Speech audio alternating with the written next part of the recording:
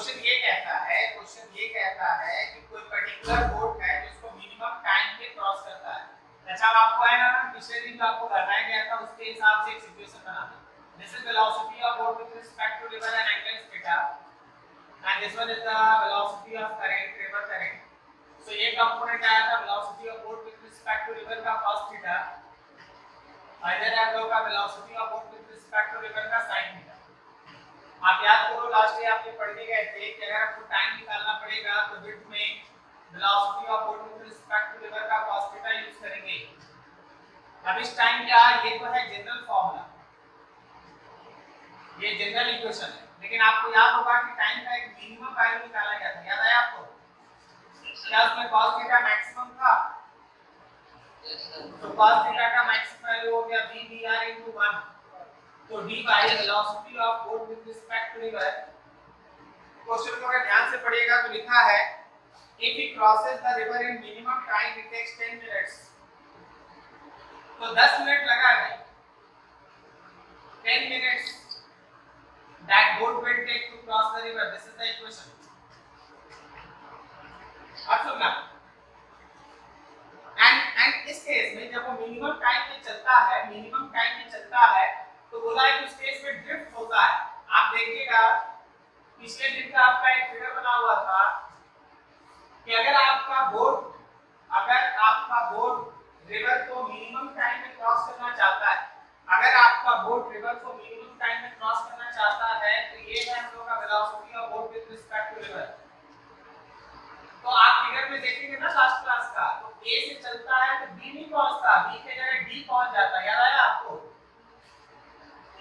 तो ये शिफ्ट था ना, क्वेश्चन में शिफ्ट दिया है 120 मीटर। अकॉर्डिंग टू क्वेश्चन जाओ तो जो शिफ्ट है वो 120 मीटर का है। अच्छा पिछले दिन का कॉपी आप देख सकते हैं, आपको याद होना चाहिए क्या ये शिफ्ट था br इनटू टाइम का जो मिनिमम वैल्यू है 120 मीटर। अब टाइम मिनिमम तो आप देख रहे हैं 10 मिनट है, तो क्या हम लिख सकते हैं velocity of river into 10 minutes is 120 metre. तो velocity of river is 12 metre per minute, 12 metre per minute, 12 metre per minute, this is velocity of river. तो क्वेश्चन का पहला हिस्सा था, क्वेश्चन का लास्ट हिस्सा था स्पीड ऑफ करंट, तो ये आपका आंसर होगा। If it crosses the river taking shortest path it takes 12.5 minutes। अब देखो शॉर्टेस्ट पाथ के लिए भी आपको एक कंडीशन पढ़ाया गया था, if boat crosses the river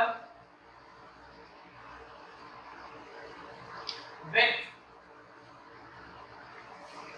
shortest path, कोई हमको बता सकता है डायरेक्टली क्या इक्वेशन था, क्या पढ़े थे? sin theta equals to velocity of river by velocity of boat with respect to river. सही है, ठीक है। तो इस बार जरा गौर करना, sin थीटा इतना है,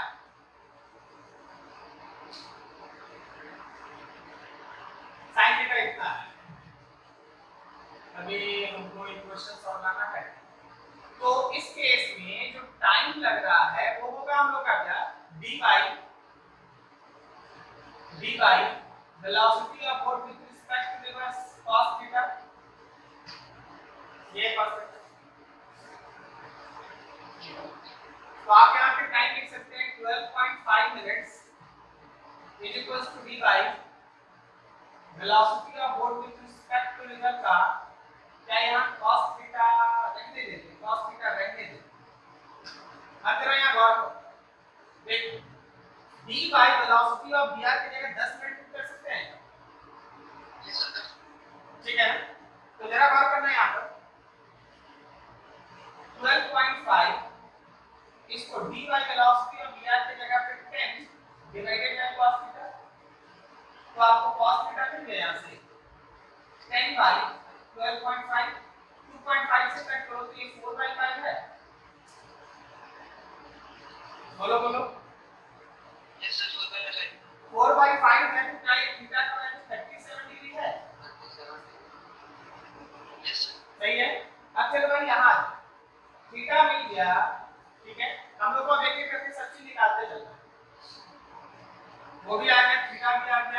यहाँ से रिवर का करंट का वेलोसिटी आ गया हम लोगों को। हाँ इस केस में एक चीज और इंटरेस्टिंग, विड्थ ऑफ रिवर निकालना, velocity of boat with respect to water, मतलब d निकालना और v दिया निकालना। चल भाई यहाँ थोड़ा सा उधर जगह नहीं है, हाँ आप लोग थोड़ा मैनेज कीजिएगा, देखिएगा यार ध्यान से, हम उधर जाना नहीं चाह रहे, सामने रखना चाह रहे हैं। क्या हम लोग वहां से लिख सकते हैं sin theta equals to velocity of river by velocity of boat with respect to river. तो यहां से आएगा sin 37 degree, velocity of river आप निकाल चुके हैं 12 by velocity of boat with respect to river. तो velocity of boat with respect to river का वैल्यू हो गया 12 बाय sin 37, sin 37 is 3/5। 3 से ये करता है 4 बार में 5 से मल्टीप्लाई हो जाता है, ये 20 है, 20 मीटर पर मिनट याद रखना, ठीक है। तो एक और आंसर आया आपका, देखिए एक एक करके आंसर पूछ सकते हैं। रिवर करंट मिल गया, boat with respect to river मिल गया, हमको d निकालना है, d निकालना, तो d को हमको लग रहा है यही से निकाल लेते हैं। क्या यहां से d का वैल्यू लिख सकते हैं 10 into velocity of boat with respect to river, y velocity of boat, तो ये 10 हो गया और ये हो गया 20, that is 200 meters। क्या आप समझ पा रहे हैं जी? किसका क्वेश्चन था? मेरा मतलब नाम बस आदित्य का। ओ आदित्य, हाँ ठीक है।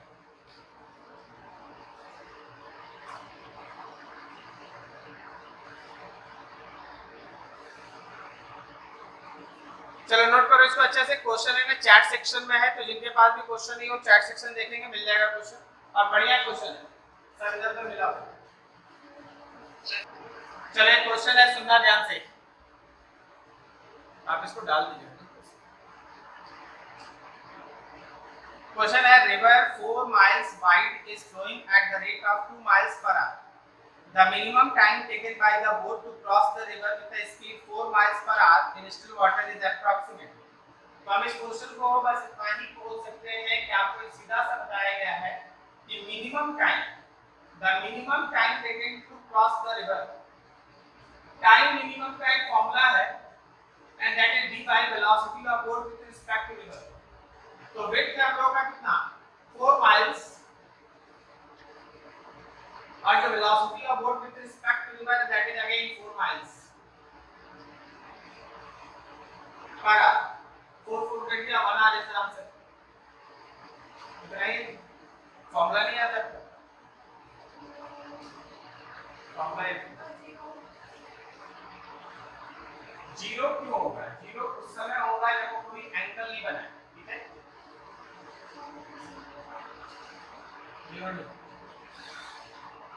अब देखो ये सब क्वेश्चन का मतलब जानते क्या है, ये सब क्वेश्चन का मतलब है कि आप ऐसे चलिएगा तो ये कंडीशन आएगी, अगर आप इसके अलावा कोई भी एंगल पे चलेंगे तो आप कभी उसको पार नहीं कर पाएंगे। मिनिमम टाइम भी है, मिनिमम टाइम कितना है 1 आवर, जीरो ही होगा तो आप आएंगे।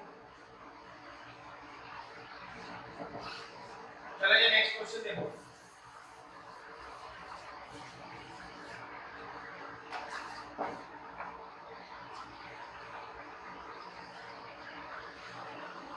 width of a river is 30 meter, river velocity is 4 meter and rowing velocity of boatman is 5 meter per second। मतलब क्वेश्चन में देखो 6.32 करके एक क्वेश्चन, रिवर का विड्थ है 30 मीटर और रिवर वेलोसिटी है, वेलोसिटी ऑफ रिवर है 4 मीटर पर second and the velocity of boat with respect to river at 5 meter per second। Make the velocity diagram for crossing the river is shortest time।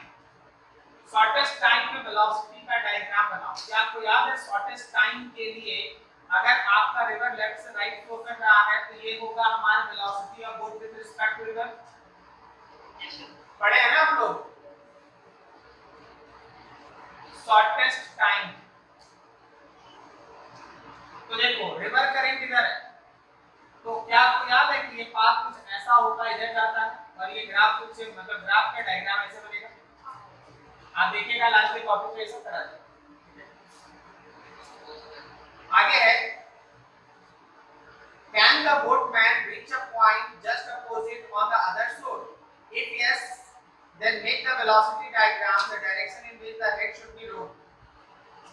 है shortest path के लिए।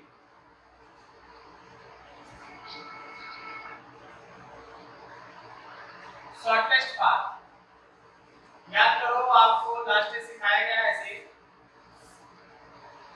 कि ए से चलेगा और अगर चाहता है बी पे पहुंचना तो उसका हेड इधर रहेगा और ये एंगल रहेगा थीटा। सर कितने एंगल पे एग्जैक्टली हेड रखने से मेरा ये काम हो जाएगा? तो इसके लिए आपका फॉर्मूला था sin theta equals to dr by velocity of boat with respect to. तो इस बार डायग्राम क्या होगा? इसका हेड हमेशा ऐसे ही रहेगा, इसका हेड हमेशा ऐसे ही रहेगा, लेकिन ये जाएगा ऐसे। दोनों में अंतर है, देखो फिगर अच्छे से, ठीक है। हेड हमेशा ऐसे ही इस बार झुका रहेगा, हेड हमेशा ऐसे ही झुका लेकिन जाएगा ऐसे। इस बार क्या हेड हमेशा सीधे रहेगा लेकिन जाएगा ऐसे।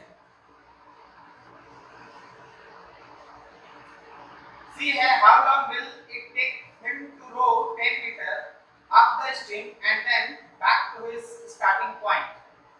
क्वेश्चन क्या कहता है ना, क्वेश्चन ऐसा कह रहा है, अब आप स्ट्रीम और डाउन स्ट्रीम का बात लेके आए, मतलब एक क्वेश्चन में सब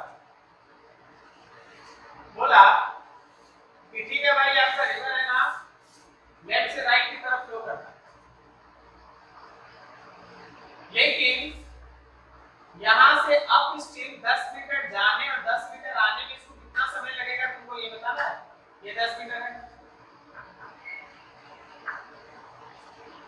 अप स्ट्रीम 10 मीटर जाने और फिर डाउन स्ट्रीम 10 मीटर आने में इसको कितना समय लगेगा तुमको ये बताना।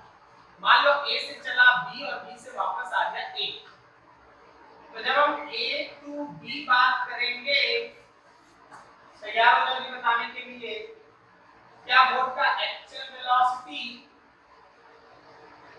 Velocity of boat with respect to river, velocity of boat with respect to river और क्या इस रिवर करंट का वेक्टर सब होगा। क्लास के आप कॉपी पे लिखना आप देख सकते हो, ठीक है, ये सब आप कर सकते हो। तो boat with respect to river किधर है? लेफ्ट की तरफ है, लेफ्ट की तरफ है तो क्या हम 5 ऑफ माइनस आई क्या लिखेंगे? ये वाला this is velocity of boat with respect to river, this is velocity of boat with respect to. तो जब हम लोग ए से बी जा रहे हैं तो देखो boat with respect to river left है लेकिन रिवर करंट राइट है 4 आई है, so it is minus 1 i cap. मतलब अप स्ट्रीम में 10 मीटर ट्रैवल करने में उसका वेलोसिटी केवल 1 मीटर पर सेकंड होगा। तो इस बार जो टाइम लगेगा उसको ए से बी जाने में, क्या वो डिस्टेंस बाय वेलोसिटी कहने का मतलब 10 सेकंड हुआ। अब सोचो डाउन स्ट्रीम, डाउन स्ट्रीम कहने का मतलब है बी से वापस ए डैश, फिर से एक्चुअल वेलोसिटी निकाली, वही फार्मूला रहेगा boat with respect to river और plus river, boat with respect to river and river, boat with respect to river, boat with respect to river. क्या लिखे यहाँ पे 5 आई क्या और यहाँ लिखे 4 आई क्या, नाउ इट इज 9 आई क्या ना। तो सोचो बी से वापस ए डैश जाने में, बी से वापस ए डैश जाने में समय लगेगा 10/9, near about 1.1 seconds.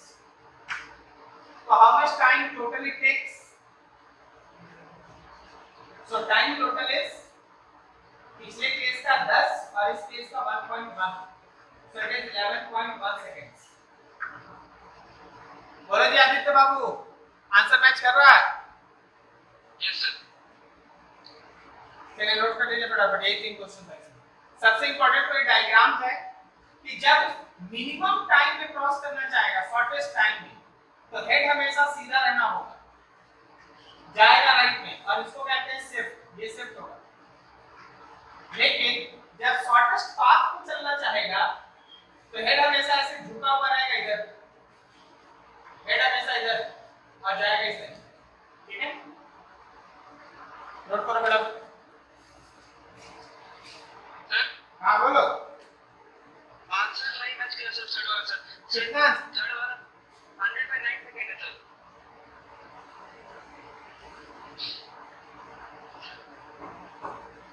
आदित्य बाबू जानते हैं बेवकूफी करने को लिमिट रखिए भाई, 100/9 कितना हुआ? देखो हमसे बोला कि आंसर नहीं मैच, मेरा आंसर 11.1 और बुक का आंसर है 100/9।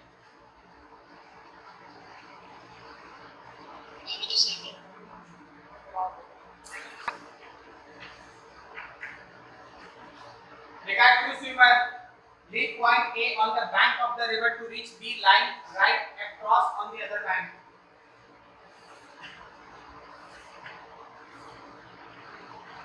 A से B पहुंचना है, दो स्विमर, A से B पहुंचना है, दो स्विमर, दोनों अलग अलग तरीका आजमाया इस रिवर को क्रॉस करने का। रिवर करेक्ट राइट की तरफ, रिवर करेक्ट राइट, ये दोनों तरीका आजमाया इस रिवर को पार करने का। क्या क्या था समझो। One of them crosses the river along the straight line AB while the other swims at right angle. एक जो है वो इस स्ट्रेट लाइन पे पार करता है और एक जो है वो राइट एंगल पे स्विम करता है। तो जरा सोचो, जिसको स्ट्रेट लाइन पे पार करना होगा वो इधर हेड करके चलेगा। बोलो बोलो, समझा? और जो सीधा हेड करके चलेगा वो तो यहाँ पहुंचेगा नहीं, वो तो यहाँ पहुंचेगा। बोलो समझा? दोनों को पहुंचना तो बी था, तो ये तो सीधा बी पहुंचेगा, लेकिन इसको क्या करना था कि जब ये सी पहुंच गया तो इसको चल के आना था बी। बात समझ रहे? क्वेश्चन आगे सुनिए। One of them crosses the river along the straight line AB while the other swims at right angle to the stream and then walk the distance. He has been carried away by the stream to get to point B. Then walk to point B. What was the velocity u of his walking? उसके walk करने का velocity u क्या हो? उसके walk करने का velocity u क्या हो? If both swimmer reaches the destination simultaneously, अगर दोनों एक ही समय में B पे पहुंचा, क्या आपको लाइन समझ में आ रहा है? ठीक है ना? दोनों एक ही समय में B पर पहुंचा है। स्ट्रीम का वेलोसिटी देखो, आप डाटा दिया, रिवर करंट का velocity 2 km/h and the velocity each of the swimmer with respect to water, velocity of swimmer with respect to water is 2.5 km/h।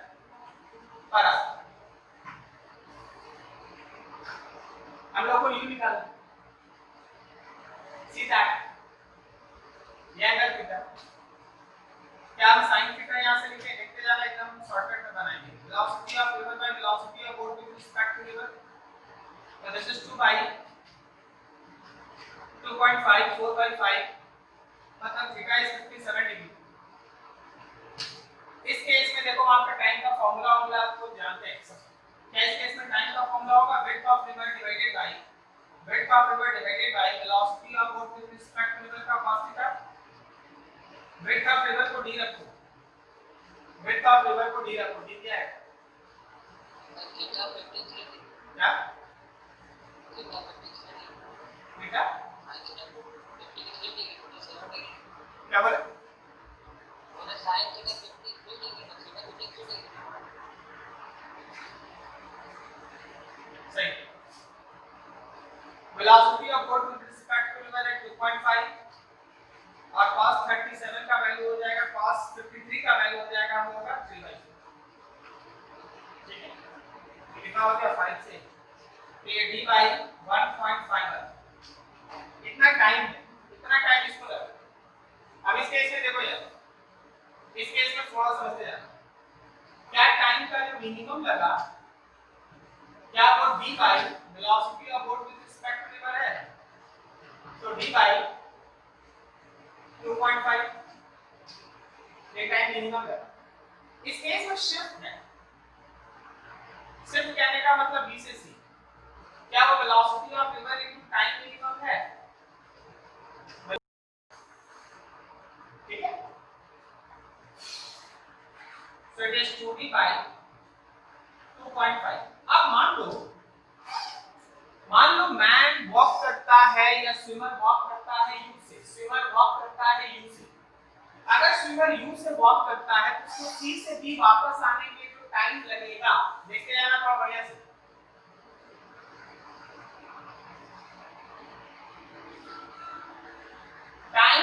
in first case will be equals to time taken in second case plus time taken to cover C to B. सही जा रहा है? अरे भाई same time में B पे पहुंच रहा है। तो फर्स्ट केस में A से B जाने में जो समय लगा, फर्स्ट केस में A से B जाने में जो टाइम लगा, सेकंड केस में A से C जाने में टाइम प्लस C से B जाने में टाइम के सब के बराबर होना चाहिए, तब ना B पे सेम टाइम पे पहुंचेंगे। समझा क्या? तो ये टाइम देख भाई, B by 1.5 है, B by 1.5 है, और ये मिनिमम टाइम कितना था, B by 2.5 और प्लस शिफ्ट था 2D by 2.5 divided by U लिखे। बोलो U क्या है? अरे मैन का वेलोसिटी है यार, जितना डिस्टेंस उसको वेलोसिटी से डिवाइड करके तो टाइम क्या है C से B, सब में D cancel, 1 by 1.5 is 1 by 2.5 plus 2 by 2.5 U। Solve कर लो U के लिए, चलो बना के निकालो U का वैल्यू निकालो। क्वेश्चन अच्छे से समझो। एक को सीधा A से चला B पहुंच गया, और दूसरा A से C गया, वापस C से चल के B आया, दोनों को इक्वल टाइम लगना चाहिए, then we have to calculate. बनाओ U निकालो।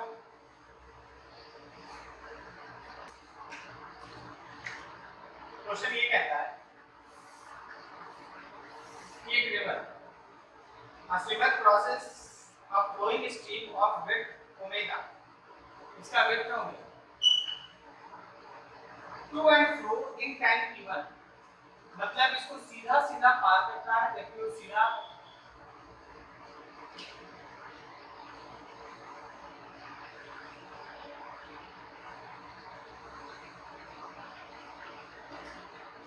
वो इसको सीधा पार करता है, उसका हेड सीधा रहता है,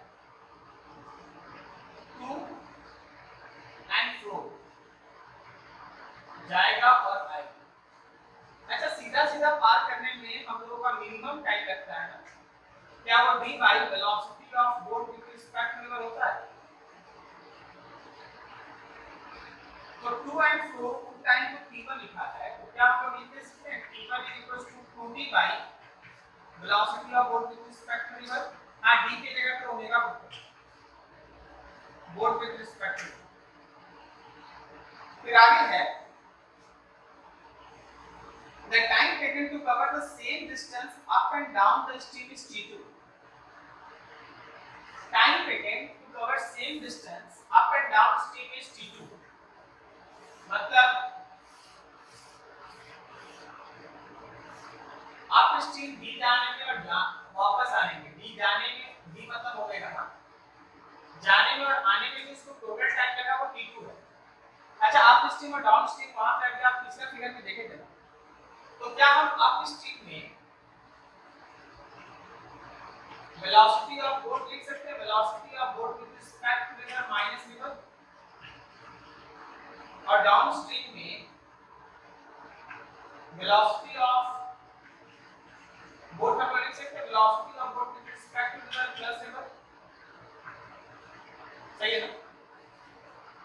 तो देखो, जाने और आने में जो टाइम लगा है वो t2 है, तो जाने का टाइम हो गया omega by velocity of boat with respect to river minus river, और आने का हो गया plus omega by velocity of boat with respect to river plus river.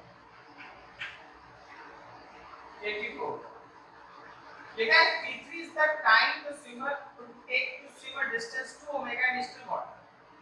अब पानी रुका हुआ स्टिल वाटर में स्विमर का, स्टिल वाटर में 2 ओमेगा डिस्टेंस स्विम करने में जो उसको समय लगता है वो टाइम t3। क्या t3 है 2 omega by velocity of boat with respect to river. कैसे होता है? 2 ओमेगा चलने में उसको जो समय लगता है वो t3 है, तो 2 omega divided by velocity of boat with respect to river, ये t3 है। अब लोगों को t1, t2 और t3 में रिलेशन है। t1 2 omega bye velocity of boat with respect to river.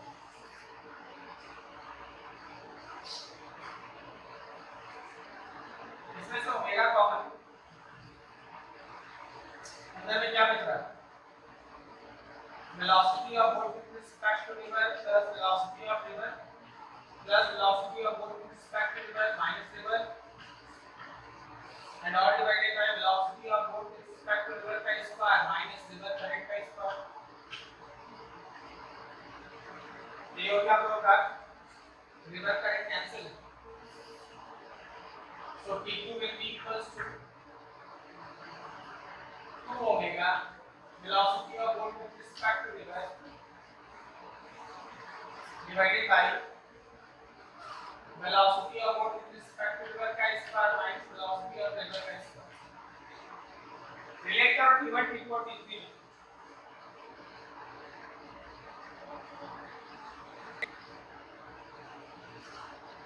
First वाले केस में यहाँ पे ये क्लियर नहीं बताया है ना कि इसका हेड किधर रहेगा, मतलब ये सीधा जाके वापस आएगा कि लिखा है 2 and 4, तो जाना और आना भी हो सकता है।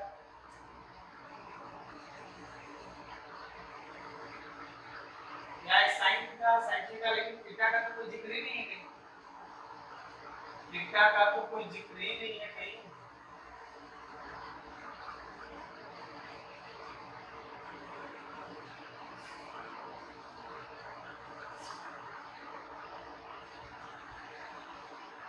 एक मैडम दूसरे तरीके से ट्राई करो, इसी में कुछ गड़बड़ जरा ठीक है। चलो देखते हैं, रिप्लेस करते हैं, थीटा को रिप्लेस करने का कोशिश करते हैं। चलो ना देखते हैं, जरा गौर करना।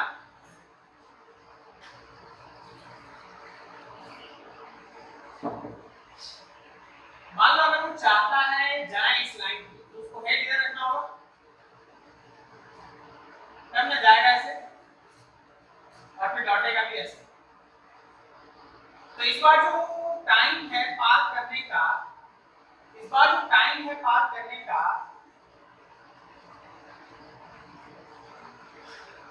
क्या वो टाइम है पार करने का omega by velocity of boat with respect to river का cos थीटा, ठीक है ना?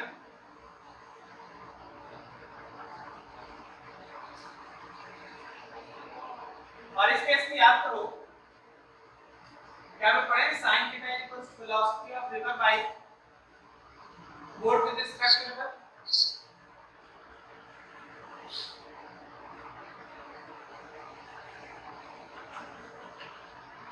यहां से अगर हम cos थीटा लिखें तो क्या लिख देंगे भाई? cos theta equals to velocity of boat with respect to cos theta लिखेंगे तो क्या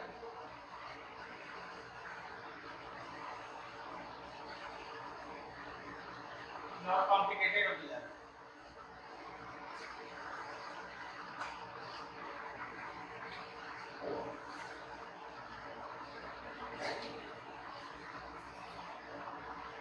Then time will be equals to omega by boat with respect to river under root 1 minus sin square theta। चलो देखते हैं, बनाते हैं कुछ ना कुछ। omega by boat with respect to river under root 1 minus sin square theta में river current का square by boat with respect to river current का स्क्वायर। देखना समझना, क्या यहां से टाइम का वैल्यू जिसको टाइम अभी लिख रहे हैं, time is equals to omega by under root गौर करो boat with respect to river का स्क्वायर माइनस रिवर करंट का स्क्वायर आएगा, क्योंकि टोटल के नीचे जो velocity of boat with respect to river का स्क्वायर आया है वो बाहर वाले boat with respect to river से कैंसिल, तो ये आ गया omega by under root velocity of boat with respect to river का स्क्वायर माइनस रिवर करंट का स्क्वायर। अच्छा, जाने और आने में जो समय लगा, जाने और आने में जो टाइम लगा उसको हम t1 कह रहे हैं, तो क्या वो 2 omega by under root velocity of boat with respect to river का स्क्वायर माइनस रिवर करंट का स्क्वायर आया।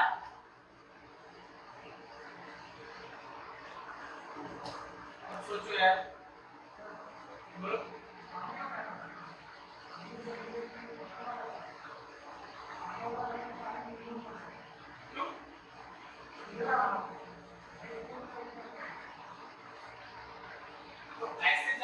ऐसे ही थोड़ी ना है।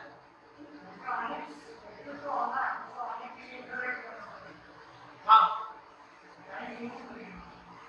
फिर टाइम इंक्लूड लेंगे सीधा ऐड करता तो अच्छा 2 एंड 4 होगा तो इसकी जाएगी इसी पे 9 मतलब टाइम मिनिमम कैसे होगा।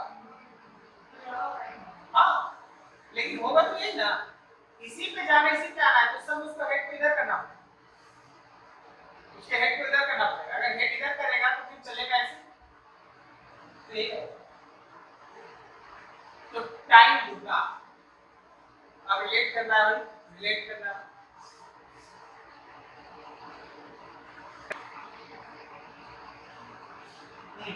गौर से जरा देखना था देखो तो हम t1 का स्क्वायर को क्या t2 into t3 लिख सकते हैं देखो जरा सबको मिलाओ t1 का स्क्वायर कर लो 4 omega square by velocity of boat with respect to v1 का स्क्वायर माइनस v का स्क्वायर सही है रूट खत्म तो जब आप t2 और t3 को मल्टीप्लाई करेंगे तो velocity of boat with respect to v1 cut जाएगा देखो जी सबको क्या ये दोनों कट जाएगा 2 to 4 omega square by this होगा यही हमारा फर्स्ट ऑप्शन है किसका क्वेश्चन था रोशन यस सर देखो रोशन ये ऑप्शन है क्या ये सर नहीं करा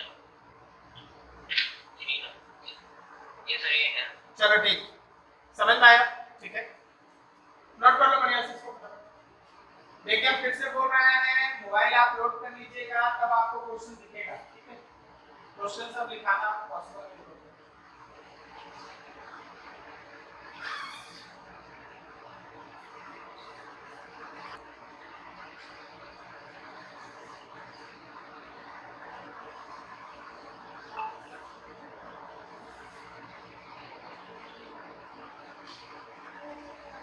The aeroplane flies northward from town A to B and then back again.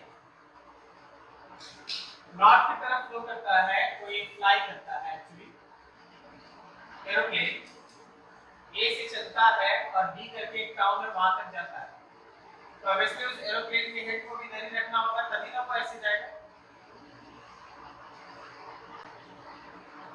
तब there is a steady wind blowing अच्छा ऐसा नहीं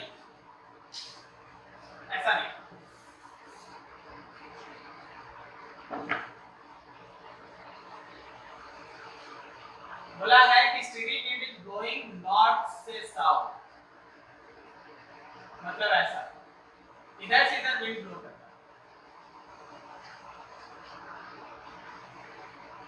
तो ए से बी जाना एक तरह से अप स्ट्रीम वाला मोशन है और बी से वापस ए आना मतलब डाउन स्ट्रीम वाला मोशन ठीक है तो अगर ए से बी और बी से ए आने में समय लगा है डी तो जरा गौर करो this is velocity of plane with respect to wind and this is velocity of wind तो देखो जाने और आने में जो समय लग रहा है क्या हम उस पूरे टाइम को लिख सकते हैं d by velocity of plane with respect to wind minus wind and plus d by velocity of plane with respect to wind and plus wind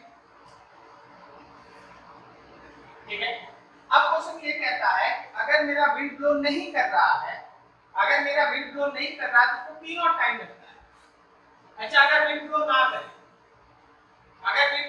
करे तो जाना और आना मतलब 2d डिस्टेंस और velocity of boat with respect to wind तो क्या उसका जो टाइम लगेगा वो 2d by plane with respect to wind होगा अब तुमको बताना है कि ये t और t0 में बड़ा कौन या इक्वल है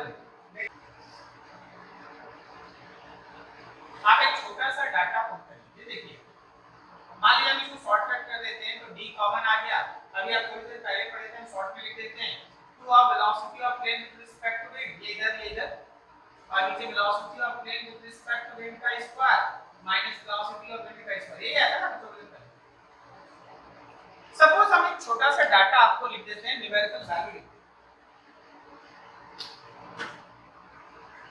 मान लो plane with respect to wind है 100 और वेलोसिटी ऑफ विंड है 10 ठीक है, तो जरा बात करना, क्या ये value d into 2 into 100 by 10,000 minus 100 आएगा? तो क्या ये value 2d into 100 by 10,000 minus 100 is nothing else but simply 9,900 आया? सही है ना? ठीक है, तो आप ज्यादा से ज्यादा ये कर सकते हैं 2d by 99। अब इस केस में क्या है, ये है 2d by plane with respect to it, that is 100। वहां 2d by 99 और इधर है 2d by 100, दोनों से नहीं। ठीक है, तो क्या ये टाइम बड़ा होगा? T1 is greater than T0, समझे क्या? अरे समझे जी, रोशन बाबू आपकी क्वेश्चन है सर। Yes sir. हम तो कम लिखे हैं, ये वेलोसिटी 600 से नीचे नहीं होता, 400, 600, 300 इस तरह का वेलोसिटी होता है, नहीं तो अपलिफ्ट ही नहीं आएगा, वो हवा में उड़ेगा ही नहीं, समझे? हम तो एक आइडिया दिया, चलिए हो गया।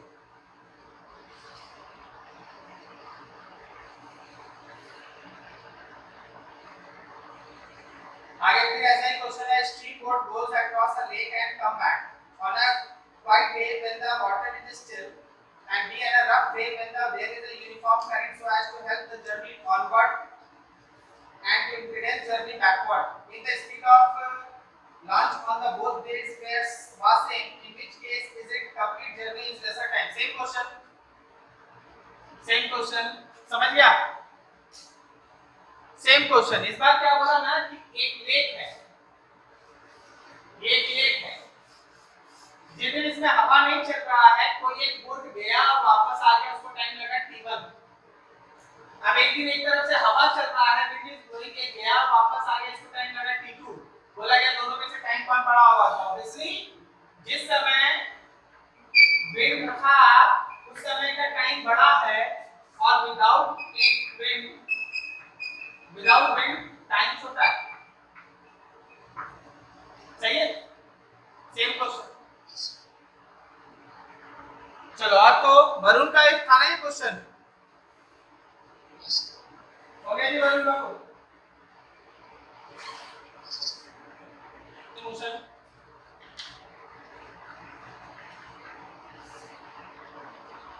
प्रोजेक्टाइल एक 2 डायमेंशनल मोशन, और आप बोल सकते हैं motion in a plane. Motion in a plane, projectile एक 2 डायमेंशनल मोशन है और मोशन इन अ प्लेन है। जनरली जब आप प्रोजेक्टाइल के बारे में डिस्कस करते हैं तो आप कुछ बेसिक फंडामेंटल्स ध्यान रखें। आप एयर के रेजिस्टेंस को शुरुआती तौर पे या बेसिक कॉन्सेप्ट में नेग्लेक्ट करके चलते हैं, आप अर्थ के रोटेशन को नेग्लेक्ट करके चलते हैं, आप ये मान के चलते हैं कि acceleration due to gravity constant. ठीक है, प्रोजेक्टाइल में आप एयर रेजिस्टेंस को नहीं लेते अनटिल एंड अनलेस क्वेश्चन आपको अलग से ना हो। जैसे अभी भी आप देख रहे थे ना, एक बार एयर रेजिस्टेंस लेना है, एक बार नहीं, तो जब तक वैसा मेंशन ना हो तब तक आप प्रोजेक्टाइल में नहीं लेते। तो आप ऐसे मान के चलिए ये 2 डायमेंशनल मोशन है, मोशन का प्लेन है, जिसमें आप air resistance and rotation of earth neglected।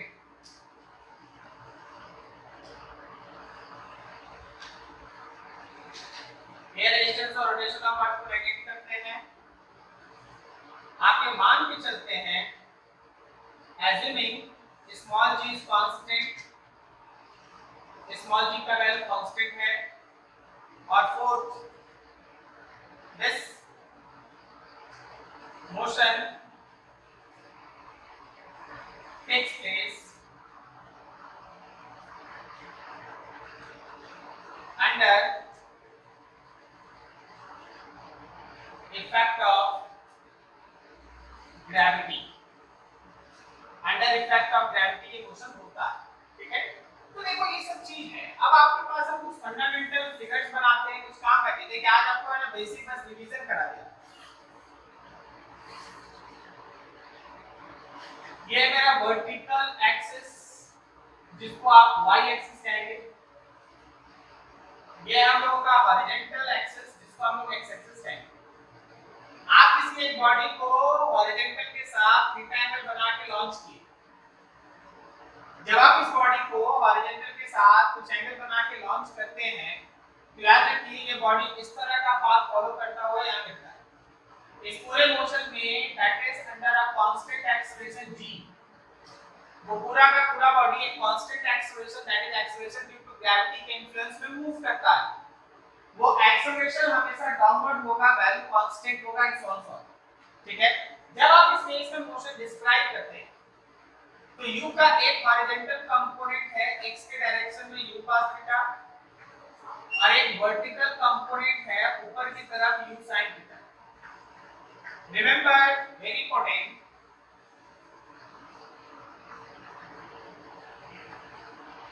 projectile motion have acceleration only vertically downward, projectile motion have acceleration only vertically downward, मतलब उसका acceleration y axis में है वो भी -g है। there is no acceleration along x axis, x axis में उसका कोई acceleration नहीं। अब ये सोचो कि बिकॉज x के डायरेक्शन में हॉरिजॉन्टल के डायरेक्शन में कोई एक्सेलरेशन नहीं है तो जो हॉरिजॉन्टल का कंपोनेंट ऑफ वेलोसिटी है क्या वो कांस्टेंट होगा? तो प्रोजेक्टाइल के केस में जो वेलोसिटी का हॉरिजॉन्टल कंपोनेंट है, जो वेलोसिटी का हॉरिजॉन्टल कंपोनेंट है that always remains constant to validate. But ay तो है, अगर ay है तो uy is not constant, u का y कंपोनेंट वैल्यू करेगा। अब जरा देखते चलना फिगर को समझना। अगर हम लोग इस पॉइंट पे इवेंट टकराने के थोड़ा पहले आपसे कोई हॉरिजॉन्टल कंपोनेंट ऑफ वेलोसिटी पूछ ले, कोई हॉरिजॉन्टल कंपोनेंट ऑफ वेलोसिटी पूछ ले तो चाहे किसी भी इंस्टेंट पे पूछा जाए उतना ही होगा जितना शुरू में था, चाहे किसी भी इंस्टेंट पे पूछा जाए उतना ही होगा जितना शुरू में था, चाहे किसी भी इंस्टेंट पे पूछा जाए वही होगा एंड सो। क्यों? क्योंकि horizontal component of velocity does not changes. Why it is not changes? Because that acceleration of the horizontal part is zero. But think about vertical component. देखो vertical component of velocity और acceleration opposite में, vertical component of velocity acceleration opposite में, तो धीरे-धीरे ये component of velocity घटता है और highest point पे y component of velocity becomes zero। यहाँ तो होगा कुछ y लेकिन हाईएस्ट पॉइंट पे y component of velocity become 0। ठीक है, उसके बाद डायरेक्शन ऑफ y कंपोनेंट में चेंजेस, वेलोसिटी का जो y कंपोनेंट है वो चेंज कर। सो फॉर सिंपलिसिटी आपको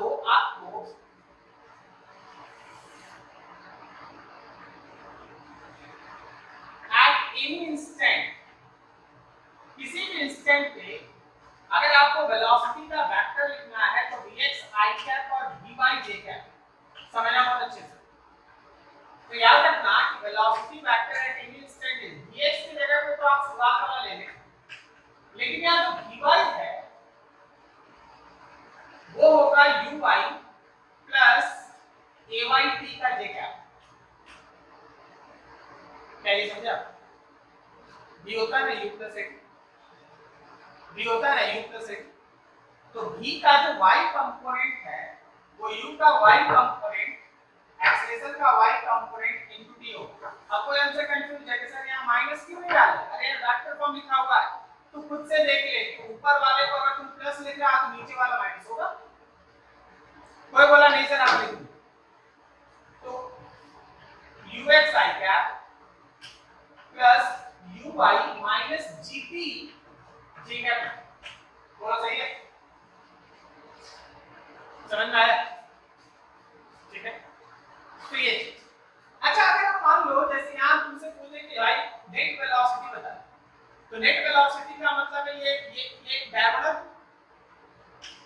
याद रखो, अगर तुमको इस वेलोसिटी का व्हाट चाहिए तो क्या हम रूट अंडर x कंपोनेंट का स्क्वायर uy माइनस dt से जो भी कंपोनेंट आएगा उसका स्क्वायर कर सकते हैं। सही है। अच्छा, अगर हम किसी भी इंस्टेंट पे डायरेक्शन निकालना चाहेंगे एंगल, यहाँ का थीटा नहीं यहाँ का अल्फा, तो क्या हम लोग वहां पे tan alpha equals to y component by x लिख सकते हैं। y कंपोनेंट का मतलब हो गया uy माइनस dt और x कंपोनेंट हो गया ux। सही है। अच्छा, अगर हम तुमसे बोले कि हाईएस्ट पॉइंट पहुंचा है कब हाईएस्ट पॉइंट पहुंचा है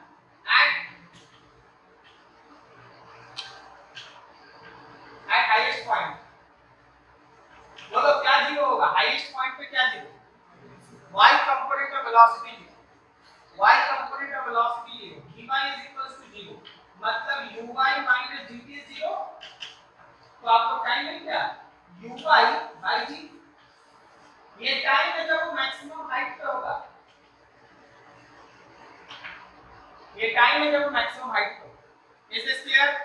बहुत छोटा छोटा चीज है, उसको समझना होगा, याद नोट करें फिर और आगे